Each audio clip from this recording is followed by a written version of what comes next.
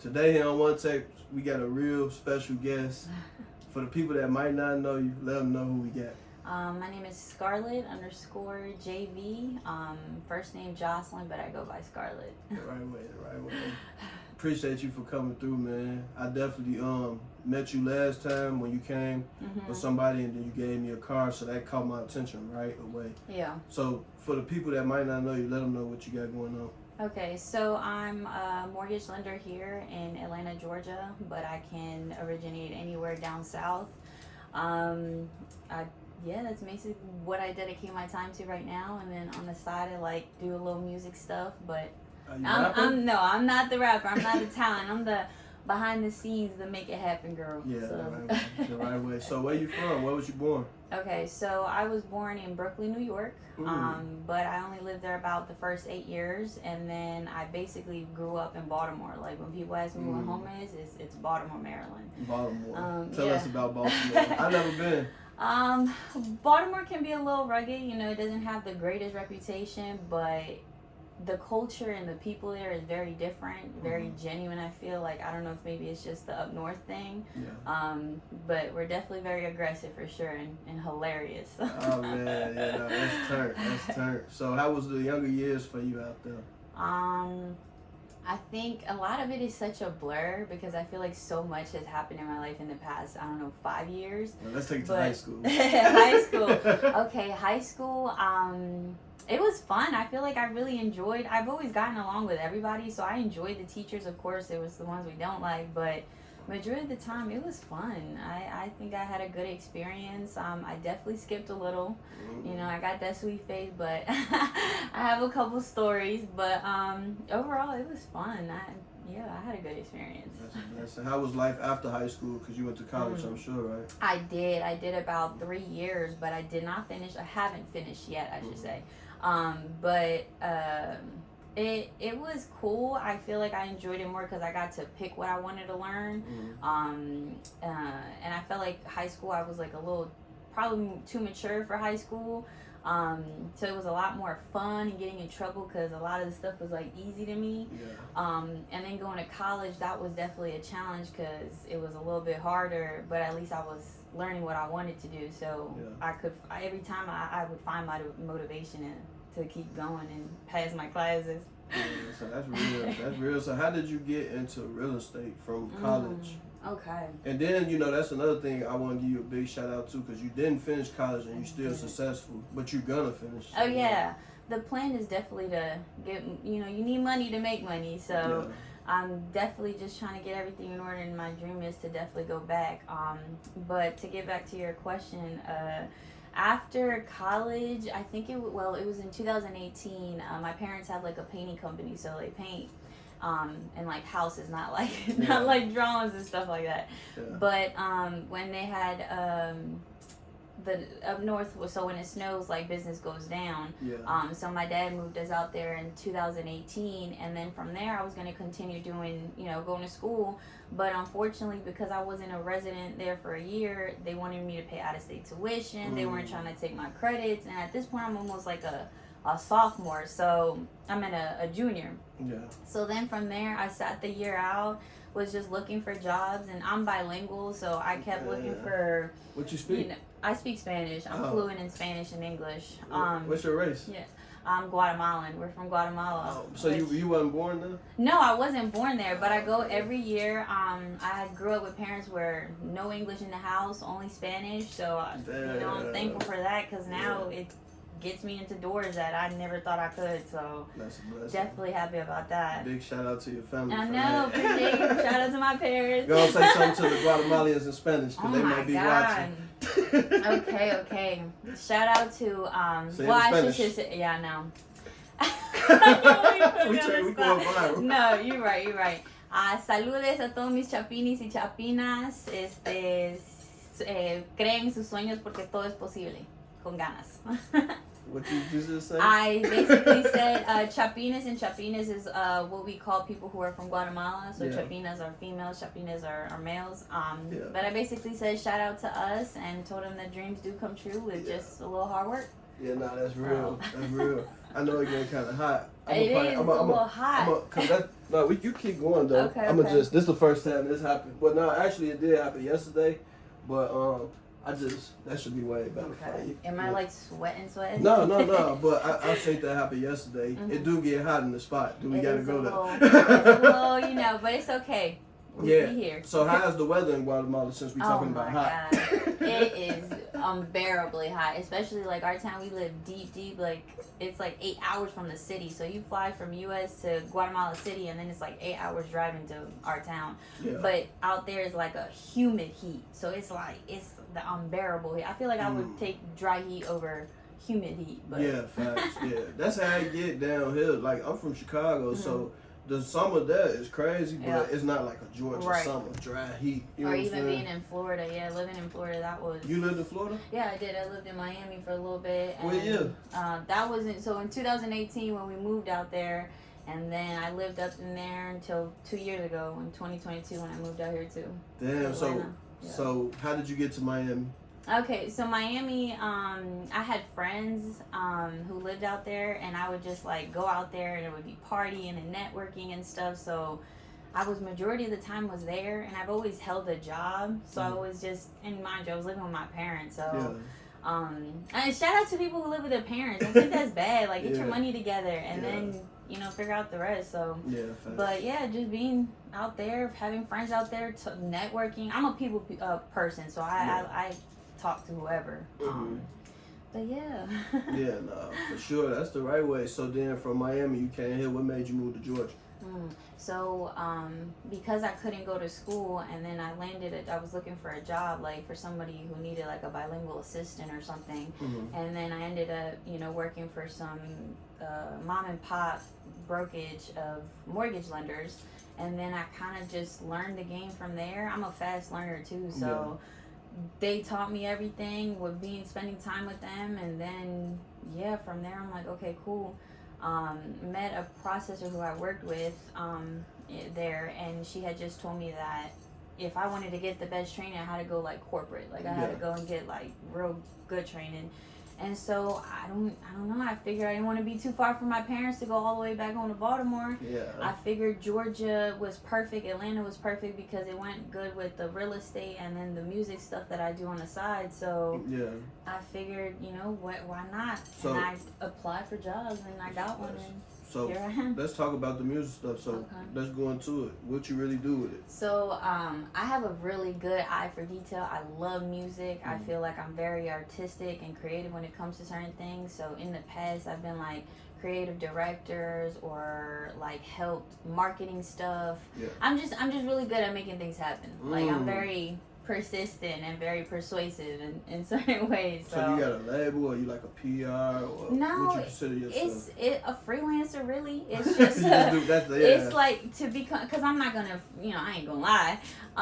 It's just like if somebody is willing to collab or see what I got, or just even having a conversation with me, like you would know. Like, facts. I can make something happen. So that's why I got you here. You know what I'm saying? Because I knew you had something going on. You know what I'm saying? So that's what's up. We definitely a collab on that. I want to get more. I was thinking about going back to school for marketing. You know what I'm saying? Because right now I'm independent. I market my own self, but I'm doing well. But I know it's a next level of it. You know what I'm saying? So, and I think it's important just because when you go into a corporate world, like you have to understand everything is run by corporate. There's certain advantages of knowing your shit. I can cuss on here, right? Okay, you can know your shit. When you come across those assholes that do treat you like because you come from a minority, certain discrimination is sad. It shouldn't happen like that, but it does, and it's good to know your stuff, know your knowledge, so when you speak, you don't have to scream. It's just intelligence that you speak. So that's how I try to be. I try to listen more than I talk. Right. You know what I'm saying? Me too. I can relate to that. Outside of this. In this, I gotta talk and I gotta, you know what I'm saying? Yeah, for sure. So tell these folks, how did you dive into real estate? Okay. So really, I never thought I would be doing this. I really thought I was gonna, and I still plan to, but I wanted to get my PhD in psychology. But honestly, just, God's plan. I there's no other explanation but that, because I couldn't get into school knowing the one thing that I knew as comfort And then, you know, I couldn't go to school, landed that job, and learned the game, and here I am. I'm happy. I like it. You know, I have freedom to do other things and also help people. So tell these folks the requirements, like how to get a crib, because a lot of people that I know, they all rent. You know what I'm saying? Even I rent, so it's like, you know. And I mean, what's crazy, rent ain't nothing wrong with rent, you know, renting. But the thing is now, like how the economy is, like what you're paying in rent is basically a mortgage. You know what I mean? As to you're paying somebody else's mortgage, you could be paying your own, and knowing that that's gonna be yours or your offspring's, you know, things that you're gonna leave. So, but honestly, I guess I would just say the basics. Get your credit in order. If you got things that you owe, just pay it off. You know, the parties, the women, the fun, it will wait. It will come bigger and better if you get this down right. So credit, save up some money. If you want to put down payment and you can do that, you'll have that freedom to do that.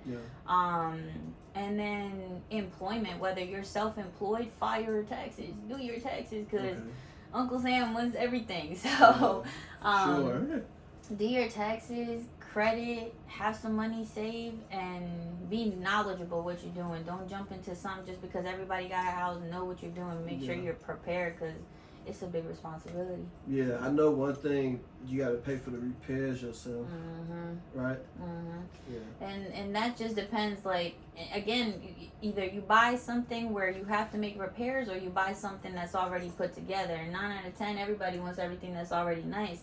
You got to have money. Like, you got to have some kind of good credit, or some kind of down payments for you to get those loans. You know what I mean? So let these people know, though, about the programs for minorities. For, like you said, it have to be a certain credit score, 2 years.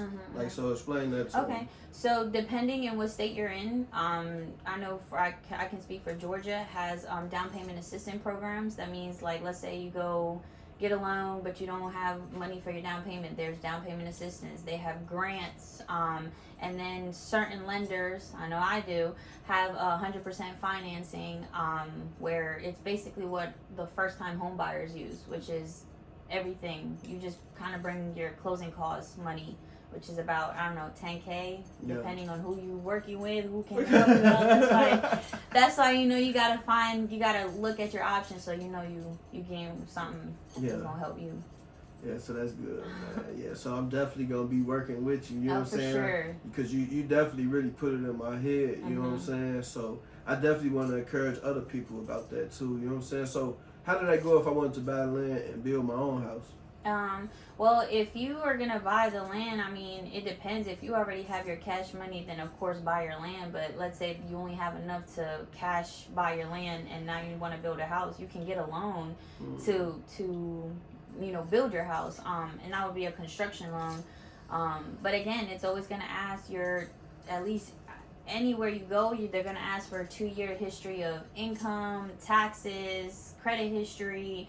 So just getting those basics done, and if y'all need help to steer or better guidance, like, you know, reach out to me, because that's why I'm doing this. I'm doing it to help the people that think like, oh damn, I'm never gonna own a house. That's not true. You just don't know what you need to have or require to have a home. So I'm that bridge that's gonna help you, you know, that's real. Get over. Yeah, so y'all definitely hit her up. You know what I'm saying? I want you to give a positive message to some females. You know what I'm saying? Like, if they going through something, or if they trying to get to where you at, or that next level go. I love this topic, because this is something really good. This the topic. This is spicy raw stuff. This. I remember when you said it when you came last time. You like, this is the part that I like, that you know you get a platform to the females. So, I feel like y'all tell them something positive. Something positive. Okay. I would definitely have to say is get rid of the dead weight.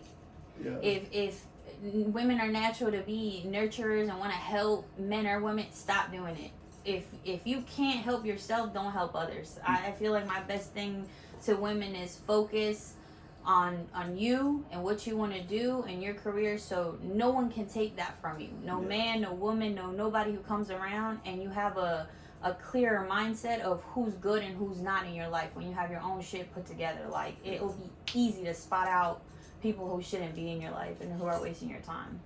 That's real. Yeah, watch out for those time wasters. You know what I'm saying? For sure. Or dead weight. Can't have it. Yeah, no, you gotta cut it off sometimes. You know what I'm saying? You gotta cut off the dead weight sometimes. You know. So I'm glad that you came. Let these folks know how to reach you. Okay, so I'm pretty much on all platforms. On Instagram, I'm Scarlett with 3 T's and _JV. Again, my first name is Jocelyn, but everybody calls me Scarlett.